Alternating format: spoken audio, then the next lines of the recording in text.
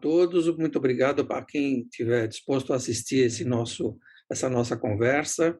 Eu sou o Eduardo Monte, faço parte do conselho da SBMF, que é a Sociedade Brasileira de Medicina Farmacêutica, uma entidade que congrega profissionais ligados à medicina farmacêutica e que já tem mais de 50 anos de histórias. Vai ser uma conversa bastante informal. Eu tenho hoje aqui duas pessoas muito especiais, a Isabel Paiva, que é uma executiva da área de RH da América Latina da Biomarin, e que está na indústria farmacêutica há bastante tempo e tem muita experiência. O Abner Lobão, que é Head de Medical Affairs da Takeda Oncologia nos Estados Unidos, e que os dois vão contar para a gente um pouquinho da experiência deles. Então, Isabel, Abner, muito obrigado por aceitar o nosso convite. Eu queria começar pedindo a vocês que se apresentassem, falassem um pouquinho da sua trajetória e da responsabilidade que vocês têm hoje. Então, vamos começar pela Isabel, sendo politicamente correta. Obrigada, Edu, é um prazer estar aqui. E, bom, como você falou, eu estou na área farmacêutica faz tempo, e hoje eu trabalho na Biomarin, que é uma empresa dedicada a doenças raras. Eu comecei a carreira, vamos dizer assim, numa área financeira, então eu tenho a formação financeira e acabei migrando para a área de recursos humanos exatamente dentro dessa abordagem técnica, entre o desenvolvimento que eu tive, talvez possa facilitar até o bate-papo que a gente tem. E talvez para dar já uma dica do que a gente pode falar a seguir, essa questão de crescimento e desenvolvimento dentro de uma empresa farmacêutica especialmente, eu acho que tem muito a ver com a curiosidade, que foi uma das coisas que me direcionou para chegar onde eu estou hoje. Eu tenho responsabilidade aqui na América Latina, por vários países, em todos os processos de recursos humanos, e o meu reporte é para a matriz que fica na Califórnia. Abner, acho que Obrigado. agora é com você. Obrigada eu. Abner, e a sua história? Antes de mais nada, Edu, obrigado pelo convite. Bem rapidinho a história, para não ficar chato para ninguém, né? Eu sou médico, estudei na Santa Casa de São Paulo, depois fiz a residência na Escola Paulista de Medicina, sou ginecologista e obstetra de formação, fiquei 10 anos dedicados exclusivamente à universidade e à prática privada. E aí, há mais ou menos 20, 21 anos, eu comecei na indústria, comecei na Janssen, e depois fui fazendo carreira em várias posições de vários negócios diferentes da Johnson Johnson. Fiquei lá por 16 anos e mudei há 5 anos para a Takeda. A Takeda inicialmente aqui, vivendo no Brasil, mas cuidando da América Latina. Na Janssen, na verdade, na Johnson Johnson em geral, eu já cuidava da América Latina há muitos anos. E depois, agora, nesse ano, eu mudei para os Estados Unidos para ser vice-presidente, head de oncologia para o mercado americano, para Medical Affairs. É basicamente isso. A gente vai conversar bastante sobre como essas coisas aconteceram, provavelmente, né? Como é que a gente vai construindo as coisas, que muitas coisas são intencionais, outras são acidentais, mas a soma das coisas intencionais com as acidentais é que acabam fazendo quem nós somos. Então, acho que a conversa vai ser bem legal. Fico feliz de estar com você aqui e com a Isabel. Obrigado. Abner, já vou aproveitar então, porque uma coisa que sempre as pessoas têm curiosidade, como é que os médicos saem da assistência para ir para a indústria farmacêutica? Como é que foi com você isso? Eu acho que tem muitas motivações. Eu estava conversando essa semana com o pessoal daqui dos Estados Unidos e eles me contando como é que isso foi motivado para eles. A maioria deles disseram, eu não gostava de paciente, não gostava de atender. Né? Não é o meu caso, eu adoro paciente, acho genial, adoro fazer parto, adoro fazer as coisas para as quais eu me habilitei durante a faculdade. No meu caso em especial, eu tinha uma vida desgraçadamente ruim do ponto de vista de qualidade de vida com 10 anos de formado. Eu dormia 2, 3 noites no máximo por semana em casa, o resto do tempo eu estava no hospital, partejando, atendendo os pacientes, atendendo emergência, com as atividades acadêmicas todas na minha cabeça e tudo mais, e eu tive que fazer uma reflexão, né? Em 13 anos fazendo parto, eu tinha feito mais de 2.500 partos, eu já tinha cuidado de uma boa quantidade de residentes, uma boa geração de residentes que passaram ali comigo na Escola Paulista de Medicina, eu já tinha feito um ciclo muito bacana e tinha conquistado todas as coisas que eu queria ali. Então, era uma conjunção entre continuar aprendendo, expandir o conhecimento, com um potencial de qualidade de vida superior. E essa talvez tenha sido a principal motivação, a análise de como era a minha vida naquele momento, das coisas que eu já tinha feito, se elas cumpriam com o propósito que eu tinha escolhido para ser médico até aquele momento, e, obviamente, de garantir alguma qualidade de vida para os anos seguintes da carreira. Já bem bacana mesmo. E, Isabel, você, na sua trajetória, entrevistou muitos profissionais, médicos, não médicos, profissionais de saúde, mas pessoas técnicas que queriam vir para a indústria. O que que você procura nesses profissionais para selecioná-los para vir para a indústria?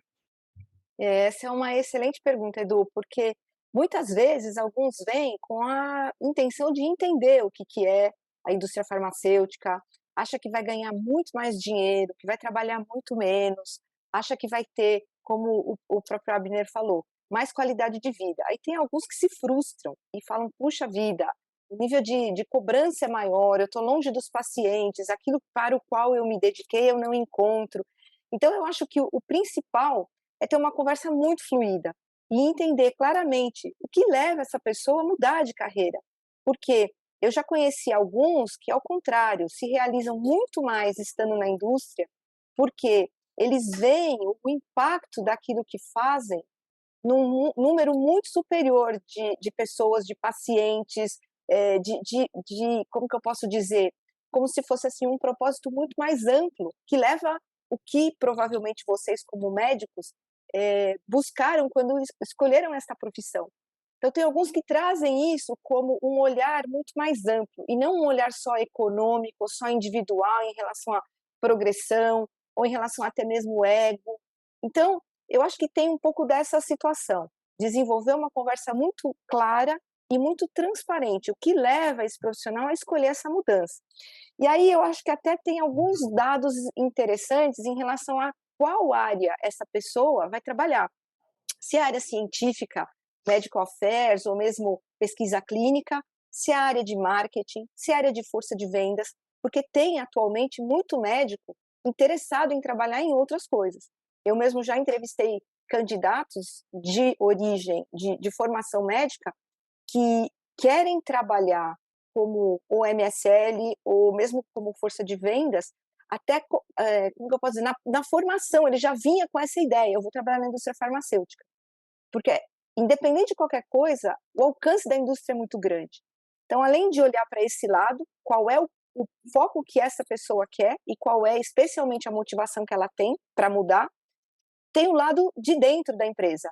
Quanto ela também quer aceitar um profissional que não tem a experiência dedicada ou formada dentro da própria indústria. Porque também tem uma resistência grande por parte dos requisitantes ou dos gestores com quem esses profissionais vão trabalhar. Então tem que ver os dois lados.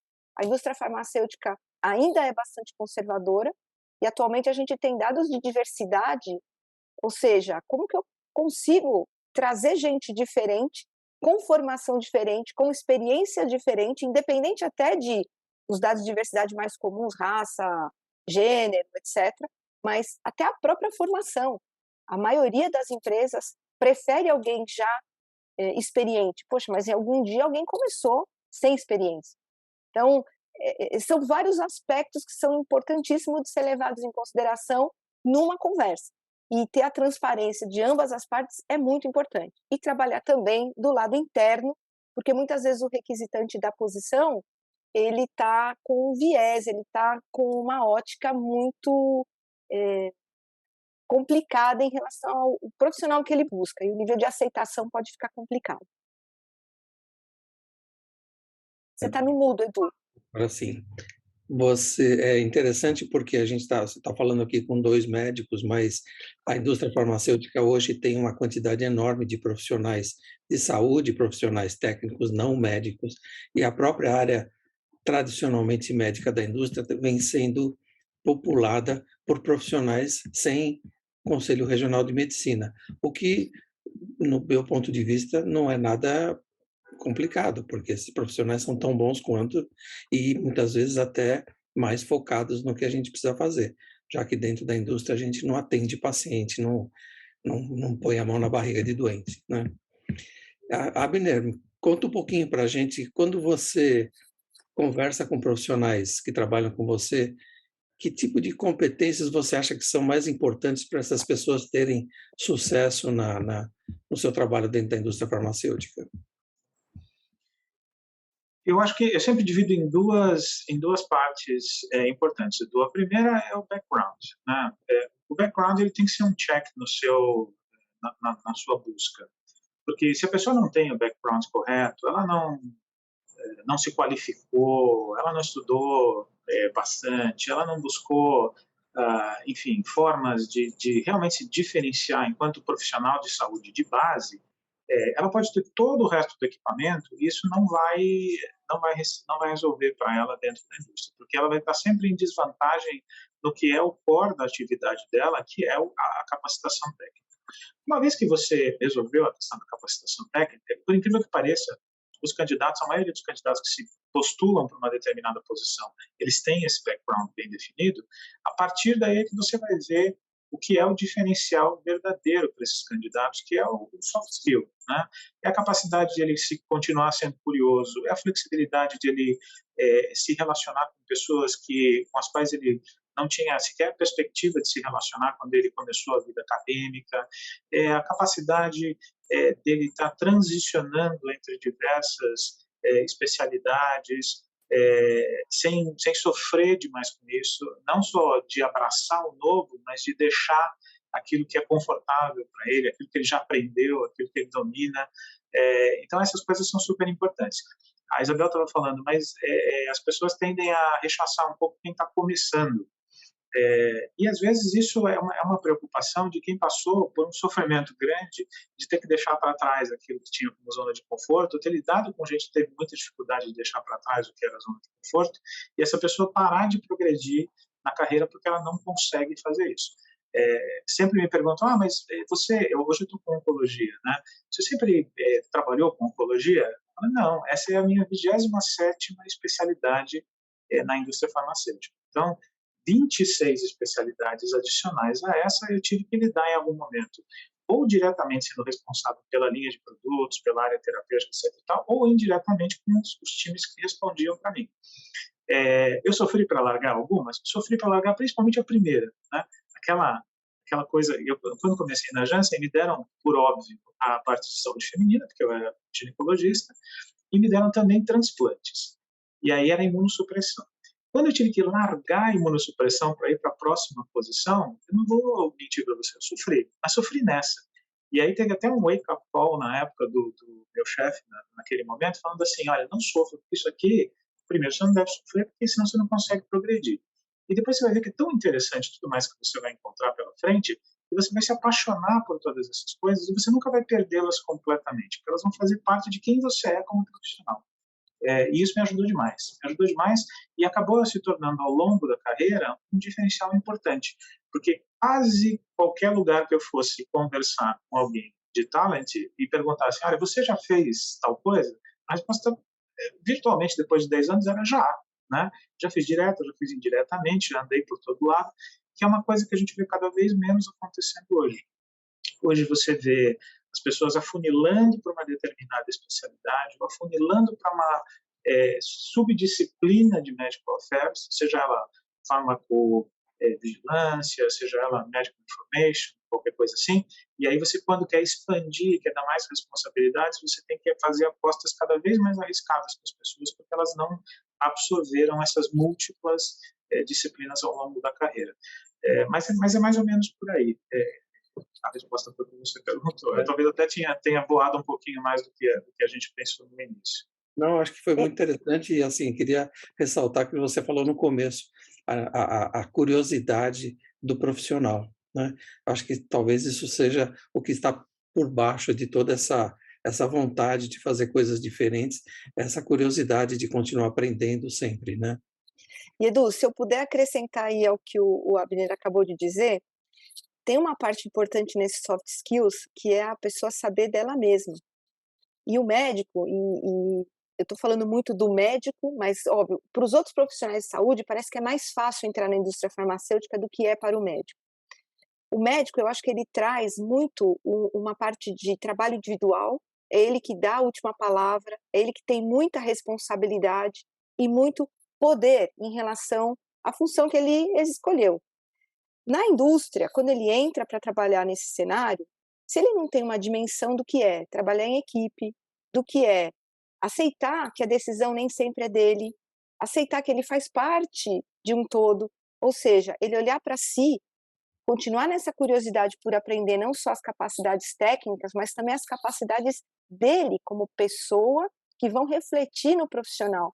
Eu acho que isso é determinante, porque eu já vi vários evoluírem porque percebiam essa diferença e se posicionavam e aprendiam a partir dos percalços iniciais, e já vi outros tantos que realmente não ouviam um feedback como esse que você recebeu.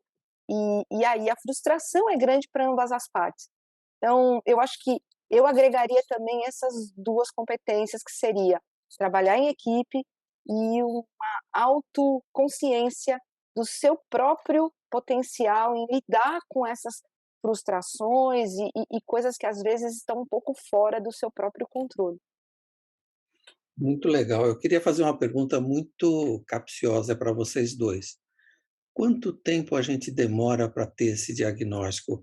Vou dar certo ou não vou dar certo nessa indústria farmacêutica? Porque essa é uma pergunta muito importante. A gente vê pessoas se arrastando durante anos, fazendo coisas que não gostam, tal, e ao mesmo tempo a gente vê outras com uma carreira meteórica, como a de vocês, né? E, mas assim, para uma pessoa que está em dúvida, vamos dar um horizonte de tempo para ela pensar no que ela está fazendo, se é isso que ela quer. O que você acha, Abner? Cara, eu acho que não tem esse negócio de one size fits all. Não, não para isso daí. Cada pessoa tem o seu tempo, cada pessoa individualmente pode avançar mais rápido ou pode avançar menos rápido. Mas uma coisa que a Isabel falou que é fundamental é a questão do autoconhecimento. Quanto mais você se conhece, mais fácil fica você entender se aquilo faz sentido para você ou não. E, obviamente, ajuda muito quando você está numa empresa em que você enxerga, independentemente do que a empresa diga, o propósito naquilo que você está fazendo. Porque se você não enxergar o propósito, se você não conhecer a si mesmo, mesmo que o propósito seja bom e mesmo que a coisa que você esteja fazendo seja legal, você pode continuar sofrendo, porque você não conseguiu chegar lá. Eu me preocupo tanto com isso que na época da faculdade de medicina, eu me meti a besta de querer também fazer filosofia ao mesmo tempo. Eu me inscrevi para fazer filosofia na USP à noite. Óbvio que não deu certo, né? Eu consegui fazer um ano, me arrebentei e parei de fazer. Mas essa era a preocupação, era assim, como é que eu vou entender e pensar adequadamente no que eu faço, em quem eu sou e tudo mais? Quando você traz isso para você, você acelera todas essas coisas, acelera a decisão, acelera o acreditar que aquilo está bom para você ou não, acelera a decisão de largar coisas, né, de não fazer determinadas coisas.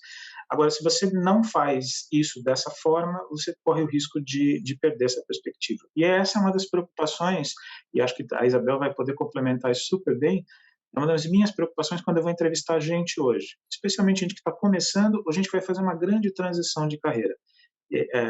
As perguntas que eu faço, elas são muito no sentido de entender como aquele indivíduo entende a si mesmo, ele no mundo, o que ele faz, o que significa, o que ele vai fazer significa na vida dele e para aquele contexto de vida que ele tem, porque se eu entender que ele consegue entender a si mesmo, é mais fácil aceitar a vinda dele para o time, porque ele vai poder se desenvolver mais rápido, vai ter uma chance de se desenvolver mais rápido e de ter mais sucesso na carreira. Você acha a mesma coisa, Isabel?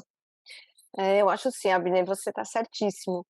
E eu agrego aí o seguinte, não sei se foi os novos tempos, a aceleração da tecnologia ou a pandemia que está trazendo para as pessoas essa questão do propósito, que é a resposta, o que eu quero? A gente sempre fez essa pergunta para as pessoas, para nós mesmos, o que eu quero da vida, desse trabalho, dessa mudança?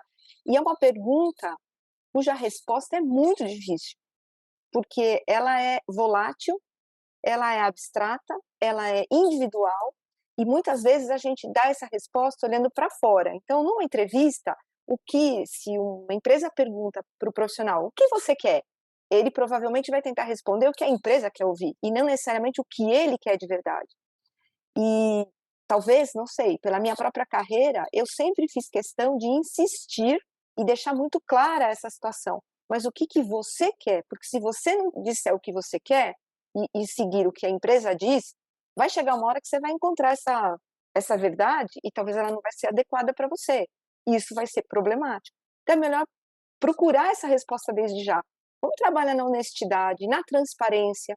Hoje eu acredito que não tem mais essa coisa de que a empresa determina o profissional e a carreira e etc. Muito pelo contrário, o profissional faz isso. Só que se essa conversa não for clara e transparente para os dois lados, ninguém vai sair feliz, nenhum dos dois. Os dois vão sair perdendo, os dois vão sair frustrados. Então eu acrescentaria aí essa situação de ser transparente com o que ambas as partes querem dessa mudança.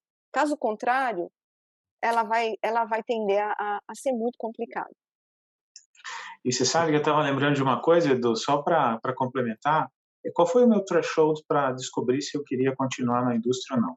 Eu lembro que eu entrei na indústria e tinha plano de saúde pela agência, mas eu mantive meu plano de saúde pessoal. Falei assim, se não der certo, a hora que terminar aqui, eu tenho que voltar para algum plano de saúde, não vou comprar a carência desse negócio, né? Então, 6 meses depois, eu cancelei meu plano de saúde. O cancelar o plano de saúde foi o threshold para dizer, não, eu vou ficar aqui mesmo, porque isso é, de fato, o que eu quero, e eu acho que eu vou me desenvolver bem aqui, está conectado com o meu propósito, eu consigo ter uma abrangência de saúde coletiva, vamos chamar assim, muito maior do que atendendo cada um. Então, é isso aqui mesmo. Para mim foi esse, mas cada um define o seu. É bom definir um, né? Se você não definir nenhum, você fica navegando a deriva. É verdade, é verdade. E olha, gente, muito obrigado. É muito legal ouvir isso de vocês. Infelizmente, a gente não tem muito tempo mais, então eu queria fazer algumas perguntinhas rápidas assim. Uma delas é, muita gente hoje vê a indústria farmacêutica como um trampolim para uma carreira internacional, né? Como é que vocês veem isso hoje? Vale a pena? Dá para a gente entrar numa empresa e já pensar numa carreira internacional? Ou isso tem que surgir depois? Isso é complexa essa resposta, viu, Edu? Eu acho que tem um tempo muito mais longo do que muitas pessoas pensam e esperam. Esse trampolim, ele não é tão rápido, até porque precisa consolidar muitas coisas, precisa deixar clara essa responsabilidade. Uma coisa que conta muito atualmente é a maturidade das pessoas, essa parte mais emocional, somada ao componente técnico. Porque, assim, muitas vezes, né, tem uma frase célebre aqui, um clichê: o técnico te contrata, mas o emocional te desenvolve e te demite.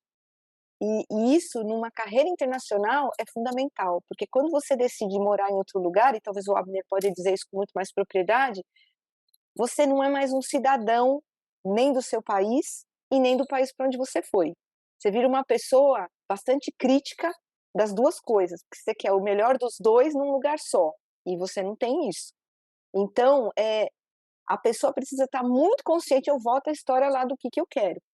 Ela precisa estar muito consciente do que ela vai perder e do que ela vai ganhar, porque esse balanço vai ser determinante para ela ir adiante numa decisão dessa.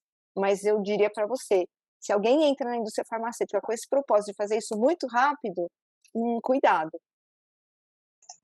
Eu concordo 100% com você, mas eu acho que, além disso, tem a questão de você ter que ser muito intencional. Se você quer fazer uma carreira internacional, você já pode dizer isso na entrevista, antes de entrar na empresa. Olha, eu quero ficar aqui, eu quero fazer o meu ciclo aqui, mas eu quero também estar exposto a condições internacionais, a possibilidades internacionais. E eu quero que você me ajude, como gestor, a me preparar para chegar lá, né? Agora, o Conhece-te Aqui Mesmo também é muito importante. Eu já conversei com inúmeras pessoas do meu time, de outros times, de mentoring que eu fiz e tudo mais. As pessoas diziam, eu quero muito fazer uma carreira internacional, mas elas não conseguiam passar do inglês equivalente a the books on the table. Não vai rolar, né?